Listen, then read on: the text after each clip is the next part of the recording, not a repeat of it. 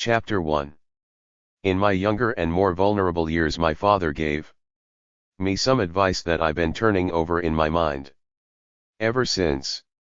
Whenever you feel like criticizing anyone, he told me, just remember that all the people in this world haven't had the advantages that you've had. He didn't say any more, but we've always been unusually communicative in a reserved way, and I understood that he meant a great deal more than that.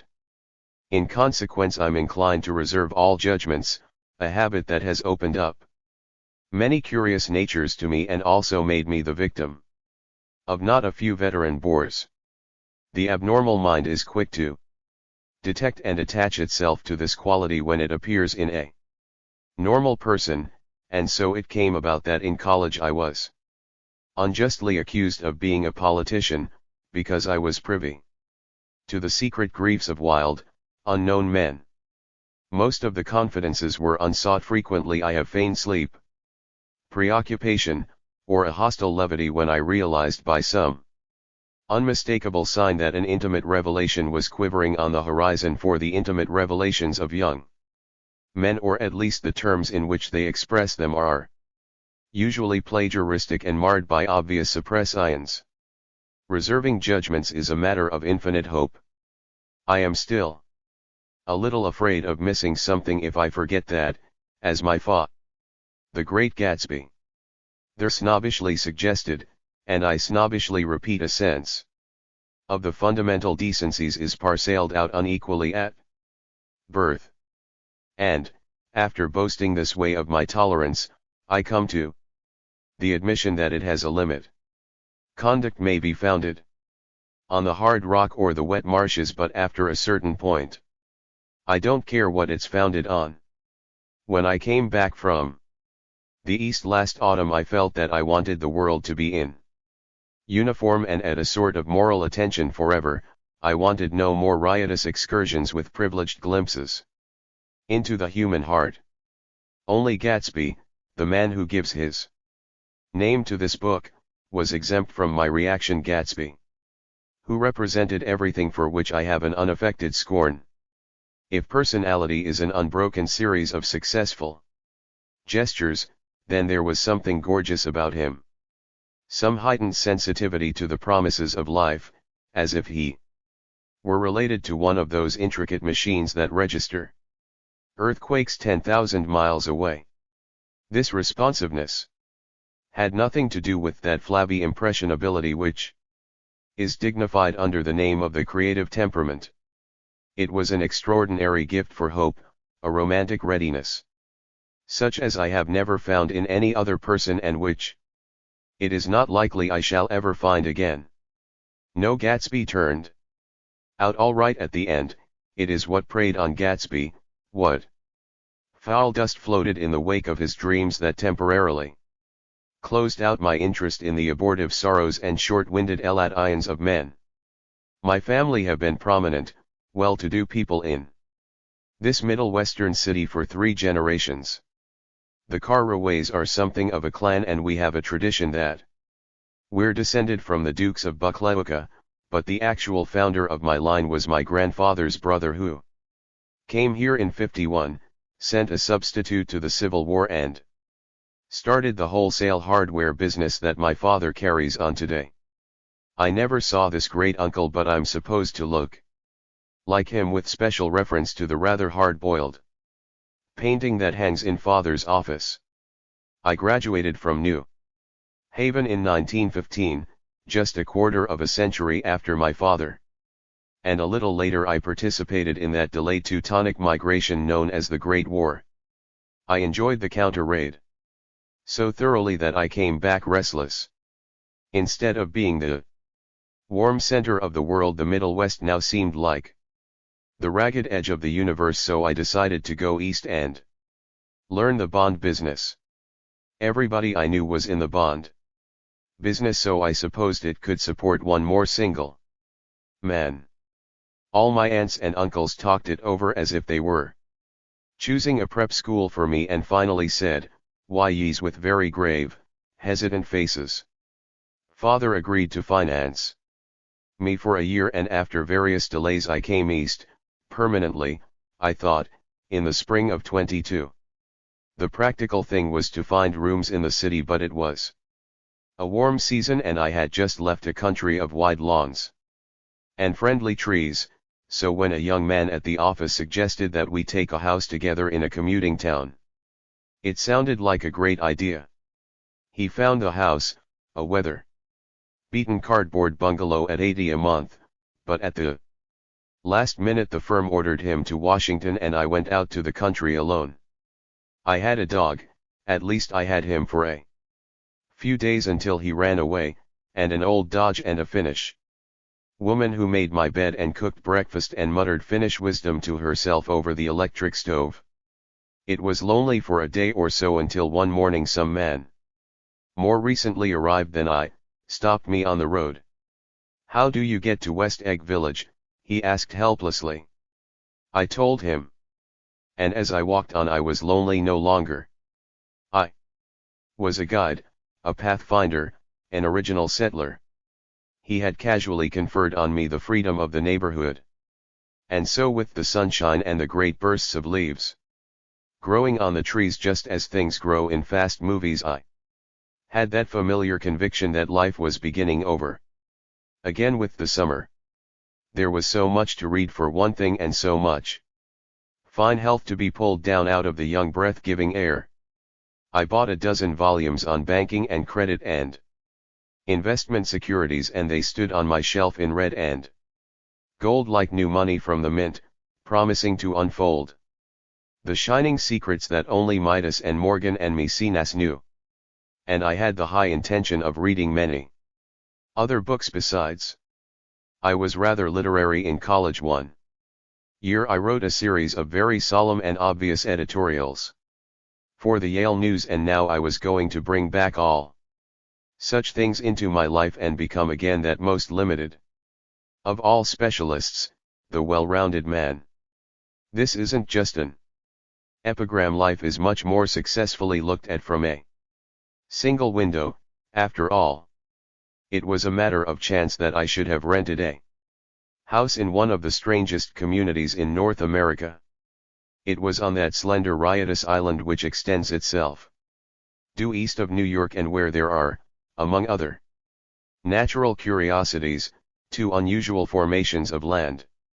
20 miles from the city a pair of enormous eggs, identical in contour and separated only by a courtesy bay, jut out into the most domesticated body of salt water in the Western Hemisphere, the great wet barnyard of Long Island Sound. They are not perfect ovals like the egg in the Columbus story. They are both crushed flat at the contact end, but their physical resemblance must be a source of perpetual confusion to the gulls that fly overhead. To the wingless, a more arresting phenomenon is their dissimilarity in every particular except shape and size.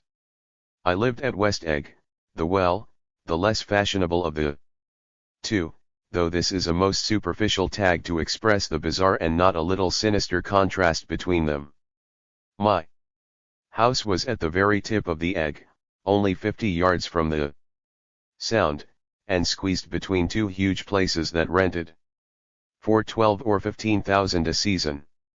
The one on my right was a colossal affair by any standard. It was a factual imitation of some Hotel de Ville in Normandy, with a tower on one side, spanking new under a thin beard of raw ivy, and a marble swimming pool and more than 40 acres of lawn and garden. It was Gatsby's mansion. Or rather, as I didn't know Mr. Gatsby, it was a mansion inhabited by a gentleman of that name. My own house was an eyesore, but it was a small eyesore, and it had been overlooked, so I had a view of the water, a partial view of my neighbor's lawn, and the consoling proximity of millionaires, all for $80 a month. And so it happened that on a warm windy evening I drove over to East Egg to see two old friends whom I scarcely knew at all.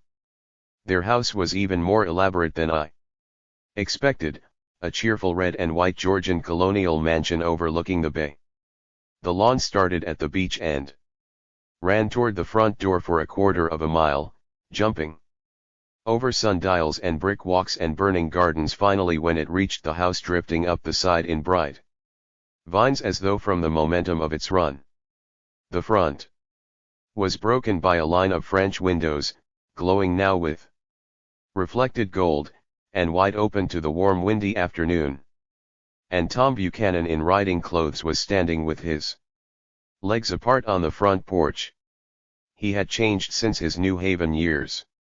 Now he was a sturdy, straw-haired man of 30 with a rather hard mouth and a supercilious manner. Two shining, arrogant eyes had established dominance over his face and gave him the appearance of always leaning aggressively forward. Not even the effeminate swank of his riding clothes could hide the enormous power of that body. He seemed to fill those glistening boots until he strained the top lacing, and you could see a great pack of muscle shifting when his shoulder moved under his thin coat. It was a body capable of enormous leverage, a cruel body. His speaking voice, a gruff husky tenor, added to the impression of fractiousness he conveyed. There was a touch of paternal contempt in it, even toward people he liked, and there were men at New Haven who had hated his guts. Now, don't think my opinion on these matters is final. Across the Courtesy Bay the white palaces of fashionable East Egg glittered along the water, and the history of the summer really begins on the evening I drove over there to have dinner with the Tom Buchanans. Daisy was my second cousin once removed, and I'd known Tom in college. And just after the war I spent 2 days with them in Chicago. Her husband, among various physical accomplishments, had been one of the most powerful ends that ever played football at New Haven, a national figure in a way, one of those men who reach such an acute limited excellence at 21 that everything afterward savors of anticlimax. His family were enormously wealthy even in college. His freedom with money was a matter for reproach, but now he'd left Chicago and come east in a fashion that rather took your breath away. For instance, he'd brought down a string of polo ponies from Lake Forest. It was hard to realize that a man in my own generation was wealthy enough to do that. Why they came east I don't know. They had spent a year in France, for no particular reason, and then drifted here and there unrestfully wherever people played polo and were rich together. This was a permanent move, said Daisy over the telephone, but I didn't believe it. I had no sight into Daisy's heart, but I felt that Tom would drift on forever, seeking a little wistfully for the dramatic turbulence of some irrecoverable football game. He seemed to say, just because I'm stronger and more of a man than you are. We were in the same senior society, and while we were never intimate I always had the impression that he approved of me and wanted me to like him with some harsh, defiant wistfulness of his own. We talked for a few minutes on the sunny porch. I've got a nice place here, he said, his eyes flashing about restlessly. Turning me around by one arm, he moved a broad flat hand along the front vista, including in its sweep a sunken Italian garden, a half-acre of deep pungent roses, and a snub-nosed motor boat that bumped the tide offshore. It belonged to Domain the oil man. He turned me around again, politely and abruptly. We'll go inside. We walked through a high hallway into a bright rosy-colored space, fragilely bound into the house by French windows at either end. The windows were ajar and gleaming white against the fresh grass outside that seemed to grow a little way into the house. A breeze blew through the room. Blue curtains in at one end and out the other like pale flags, twisting them up toward the frosted wedding cake of the ceiling, and then rippled over the wine-colored rug, making a shadow on it as wind does on the sea. The only completely stationary object in the room was an enormous couch on which 2 young women were buoyed up as though upon an anchored balloon. They were both in white, and their dresses were rippling and fluttering as if they had just been blown back in after a short flight around the house. I must have stood for a few moments listening to the whip and snap of the curtains and the groan of a picture on the wall. Then there was a boom as Tom Buchanan shut the rear windows and the caught wind died out about the room and the curtains and the rugs, and the two young women ballooned slowly to the floor. The younger of the two was a stranger to me. She was extended full length at her end of the divan, completely motionless and with her chin raised a little as if she were balancing something on it which was quite likely to fall. If she saw me out of the corner of her eyes, she gave no hint of it. Indeed, I was almost surprised into murmuring an apology for having disturbed her by coming in. The other girl, Daisy, made an attempt to rise. She leaned slightly forward with a conscientious expression. Then she laughed, an absurd, charming little laugh, and I laughed too and came forward into the room. I'm paralyzed with happiness.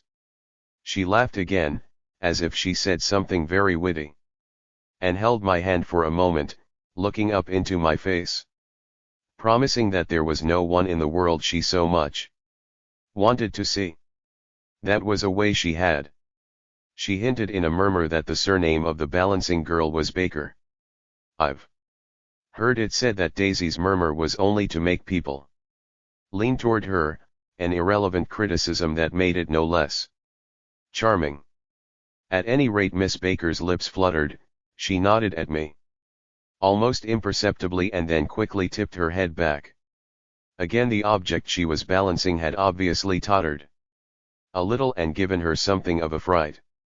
Again a sort of apology arose to my lips. Almost any exhibition of complete self-sufficiency draws a stunned tribute from me. I looked back at my cousin, who began to ask me questions in her low, thrilling voice. It was the kind of voice that the ear follows up and down as if each speech is an arrangement of notes that will never be played again. Her face was sad and lovely with bright things in it, bright eyes and a bright passionate mouth, but there was an excitement in her voice that men who had cared for her found difficult to forget, a singing compulsion, a whispered listen, a promise that she had done gay, exciting things just a while since, and that there were gay, exciting things hovering in the next hour. I told her how I had stopped off in Chicago for a day on my way east, and how a dozen people had sent their love through me. Do they miss me? She cried ecstatically. The whole town is desolate. All the cars have the left rear wheel painted black as a mourning wreath, and there's a persistent wail all night along the North Shore. How gorgeous! Let's go back, Tom. Tomorrow. Then, she added irrelevantly, you ought to see the baby. I'd like to. She's asleep. She's 2 years old. Haven't you ever seen her? Never. Well, you ought to see her. She's. Tom Buchanan, who had been hovering restlessly about the room, stopped and rested his hand on my shoulder. What you doing, Nick? I'm a bond man. Who with? I told him. Never heard of them, he remarked decisively. This annoyed me. You will, I answered shortly. You will if you stay in the East. Oh, I'll stay in the East, don't you worry, he said, glancing at Daisy and then back at me, as if he were alert for something more. I'd be a goddamned fool to live anywhere else. At this point Miss Baker said absolutely, with such suddenness that I started. It was the first word she uttered since I came into the room. Evidently it surprised her as much as it did me, for she yawned and with a series of rapid, deft movements stood up into the room. I'm stiff, she complained, I've been lying on that sofa for as long as I can remember. Don't look at me, Daisy retorted. I've been trying to get you to New York all afternoon. No, thanks, said Miss Baker to the 4 cocktails just in from the pantry. I'm absolutely in training. Her host looked at her incredulously. You are? He took down his drink as if it were a drop in the bottom of a glass. How you ever get anything done is beyond me. I looked at Miss Baker wondering what it was she got done. I enjoyed looking at her. She was a slender, small-breasted girl, with an erect carriage which she accentuated by throwing her body backward at the shoulders like a young cadet. Her gray sun-strained eyes looked back at me with polite reciprocal curiosity out of a wan, charming discontented face. It occurred to me now that I had seen her, or a picture of her, somewhere before. You live in West Egg, she remarked contemptuously. I know somebody there. I don't know a single. You must know Gatsby. Gatsby, demanded Daisy. What Gatsby? Before I could reply that he was my neighbor, dinner was announced. Wedging his tense arm imperatively under mine, Tom Buchanan compelled me from the room as though he were moving a checker to another square. Slenderly, languidly, their hands set lightly on their hips, the 2 young women preceded us out onto a rosy-colored porch open toward the sunset where 4 candles flickered on the table in the diminished wind. Why candles? Objected Daisy, frowning. She snapped them out with her fingers. In 2 weeks it'll be the longest day in the year. She looked at us all radiantly. Do you always watch for the longest day of the year and then miss it? I always watch for the longest day in the year and then miss it. We ought to plan something, yawned Miss Baker, sitting down at the table as if she were getting into bed. All right, said Daisy. What'll we plan? She turned to me helplessly. What do people plan? Before I could answer, her eyes fastened with an odd expression on her little finger. Look, she complained. I heard it. We all looked. The knuckle was black and blue. You did it, Tom, she said accusingly. I know you didn't mean to, but you did do it. That's what I get for marrying a brute of a man, a great big hulking physical specimen of a. I hate that word hulking, objected Tom crossly, even in kidding. Hulking, insisted Daisy. Sometimes she and Miss Baker talked at once, unobtrusively, and with a bantering inconsequence that was never quite chatter, that was as cool as their white dresses and their impersonal eyes in the absence of all desire. They were here, and they accepted Tom and me, making only a polite pleasant effort to entertain or to be entertained. They knew that presently dinner would be over, and a little later the evening too would be over and casually put away.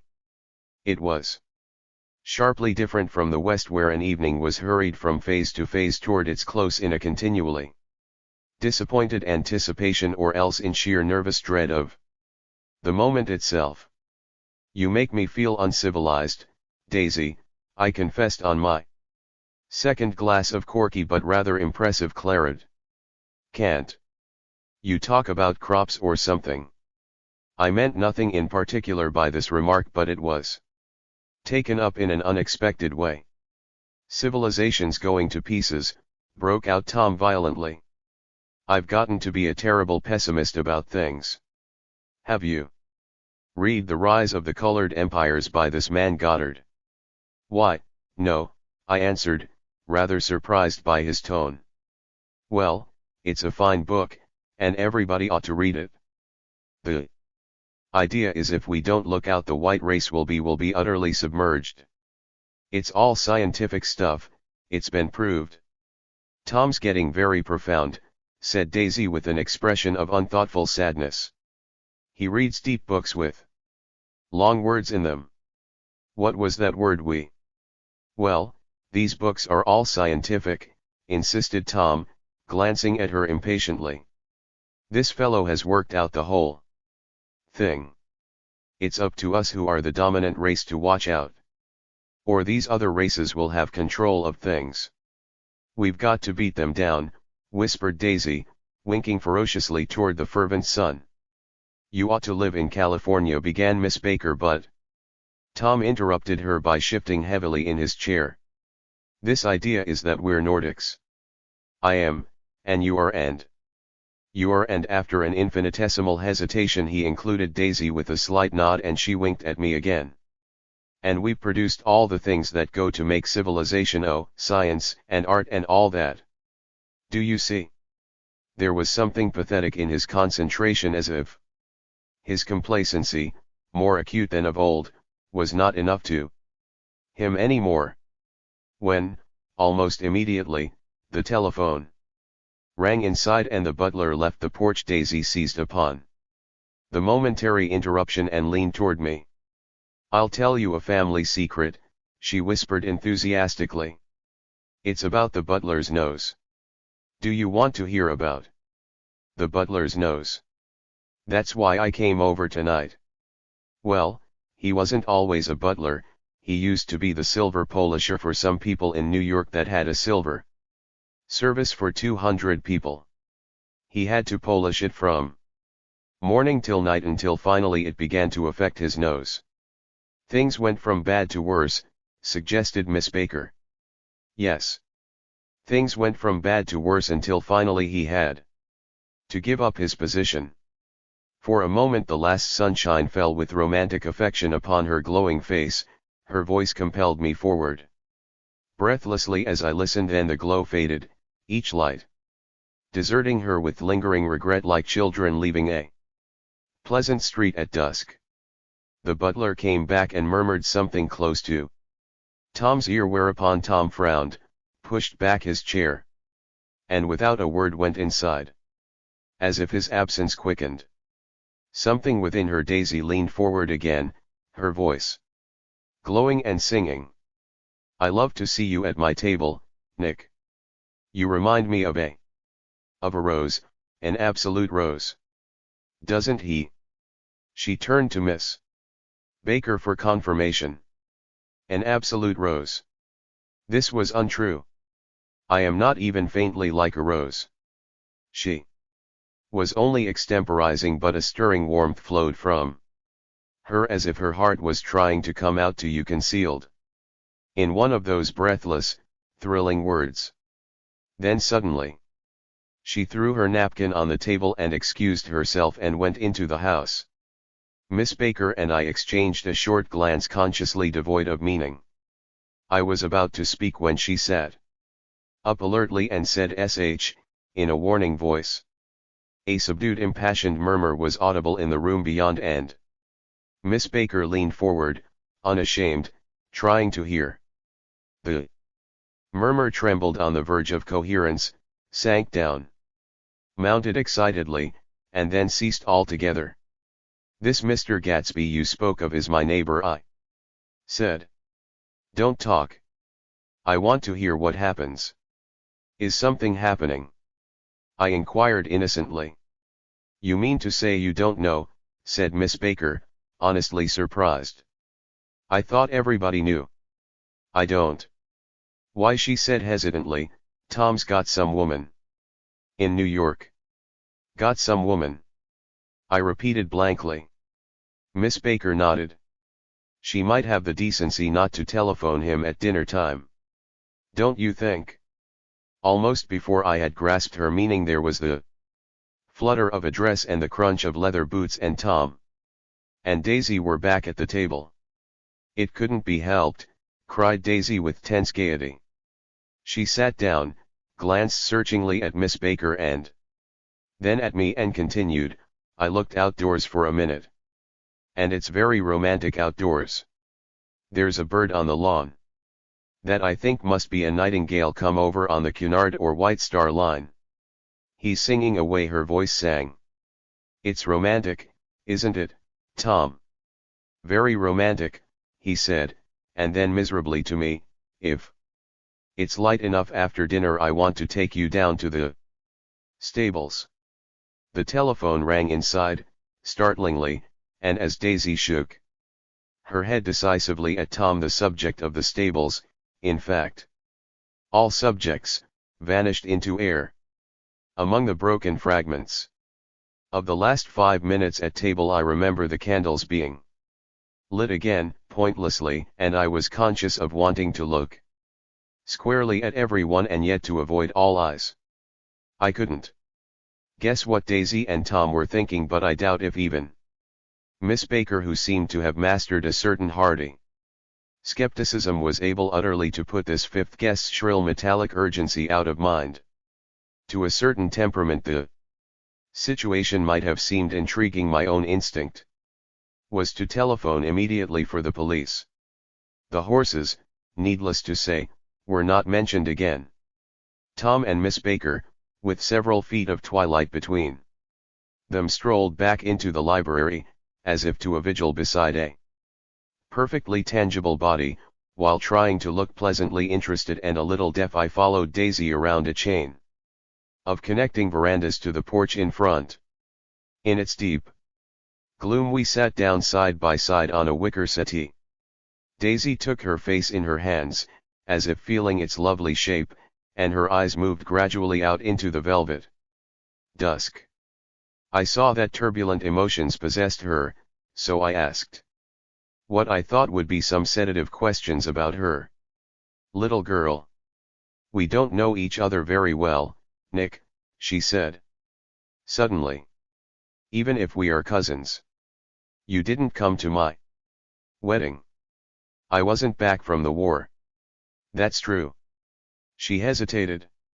"Well, I've had a very bad time, Nick, and I'm pretty cynical about everything." Evidently she had reason to be. I waited, but she didn't say any more, and after a moment I returned rather feebly to the subject of her daughter. "I suppose she talks, and eats, and everything." "Oh, yes." She looked at me absently. "Listen, Nick, let me tell you what I said when she was born. Would you like to hear?" "Very much. It'll show you how I've gotten to feel about things." Well, she was less than an hour old and Tom was God knows where. I woke up out of the ether with an utterly abandoned feeling and asked the nurse right away if it was a boy or a girl.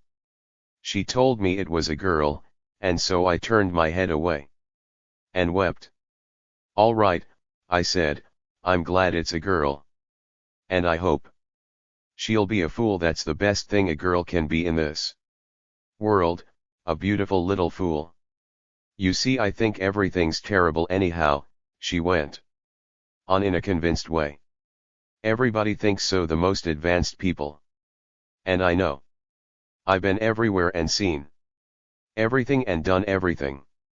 Her eyes flashed around her in a defiant way, rather like Tom's, and she laughed with thrilling scorn. "Sophisticated God, I'm sophisticated." The instant her voice broke off, ceasing to compel my attention, my belief, I felt the basic insincerity of what she had said. It made me uneasy, as though the whole evening had been a trick of some sort to exact a contributory emotion from me. I waited, and sure enough, in a moment she looked at me with an absolute smirk on her lovely face, as if she had asserted her membership in a rather distinguished secret society to which she and Tom belonged. Inside, the Crimson Room bloomed with light. Tom and Miss Baker sat at either end of the long couch, and she read aloud to him from the Saturday Evening Post the words "murmurous and uninflected," running together in a soothing tune. The lamplight, bright on his boots and dull on the autumn leaf yellow of her hair, glinted along the paper as she turned a page with a flutter of slender muscles in her arms. When we came in, she held us silent for a moment with a lifted hand. "To be continued," she said, tossing the magazine on the table, "in our very next issue." Her body asserted itself with a restless movement of her knee, and she stood up. 10 o'clock, she remarked, apparently finding the time. On the ceiling. Time for this good girl to go to bed. Jordan's going to play in the tournament tomorrow, explained Daisy, over at Westchester. Oh, you're Jordan Baker. I knew now why her face was familiar. Its pleasing contemptuous expression had looked out at me from many rotogravure pictures of the sporting life at Asheville and Hot Springs and Palm Beach. I had heard some story of her, too, a critical, unpleasant story, but what it was I had forgotten long ago. Good night, she said softly. Wake me at 8, won't you? If you'll get up. I will. Good night, Mr. Carraway. See you anon. Of course you will, confirmed Daisy. In fact, I think I'll arrange a marriage. Come over often, Nick, and I'll sort of fling you together. You know, lock you up accidentally in linen closets and push you out to sea in a boat. And all that sort of thing. Good night, called Miss Baker from the stairs. I haven't heard a word. She's a nice girl, said Tom after a moment. They ought Hunty to let her run around the country this way. Who ought Hunty to? Inquired Daisy coldly. Her family. Her family is one aunt about 1,000 years old. Besides, Nick's going to look after her, aren't you, Nick? She's going to spend lots of weekends out here this summer. I think the home influence will be very good for her. Daisy and Tom looked at each other for a moment in silence. Is she from New York? I asked quickly. From Louisville. Our white girlhood was passed together there. Our beautiful white. Did you give Nick a little heart-to-heart talk on the veranda? Demanded Tom suddenly. Did I? She looked at me. I can't seem to remember, but I think we talked about the Nordic race. Yes, I'm sure we did. It sort of crept up on us, and first thing you know. Don't believe everything you hear, Nick, he advised me. I said lightly that I had heard nothing at all, and a few minutes later I got up to go home. They came to the door with me and stood side by side in a cheerful square of light. As I started my motor, Daisy peremptorily called, "Wait. I forgot to ask you something, and it's important. We heard you were engaged to a girl out west." "That's right," corroborated Tom kindly. "We heard that. You were engaged. It's libel. I'm too poor." "But we heard it," insisted Daisy, surprising me by opening up again in a flower-like way. "We heard it from 3 people, so it must be true." Of course I knew what they were referring to, but I wasn't even vaguely engaged. The fact that gossip had published the banns was one of the reasons I had come east. You can't stop going with an old friend on account of rumors, and on the other hand I had no intention of being rumored into marriage. Their interest rather touched me and made them less remotely rich. Nevertheless, I was confused and a little disgusted as I drove away. It seemed to me that the thing for Daisy to do was to rush out of the house, child in arms, but apparently there were no such intentions in her head. As for Tom, the fact that he had some woman in New York was really less surprising than that he had been depressed by a book. Something was making him nibble at the edge of stale ideas, as if his sturdy physical egotism no longer nourished his peremptory heart. Already it was deep summer on roadhouse roofs and in front of wayside garages, where new red gas pumps sat out in pools of light, and when I reached my estate at West Egg, I ran the car under its shed and sat for a while on an abandoned grass roller in the yard. The wind had blown off, leaving a loud bright night with wings beating in the trees, and a persistent organ sound as the full bellows of the earth blew the frogs full of life. The silhouette of a moving cat wavered across the moonlight, and turning my head to watch it, I saw that I was not alone. 50 feet away a figure had emerged from the shadow of my neighbor's mansion and was standing with his hands in his pockets regarding the silver pepper of the stars. Something in his leisurely movements and the secure position of his feet upon the lawn suggested that it was Mr. Gatsby himself, come out to determine what share was his of our local heavens. I decided to call to him. Miss Baker had mentioned him at dinner, and that would do for an introduction. But I didn't call to him, for he gave a sudden intimation that he was content to be alone. He stretched out his arms toward the dark water in a curious way, and far as I was from him I could have sworn he was trembling.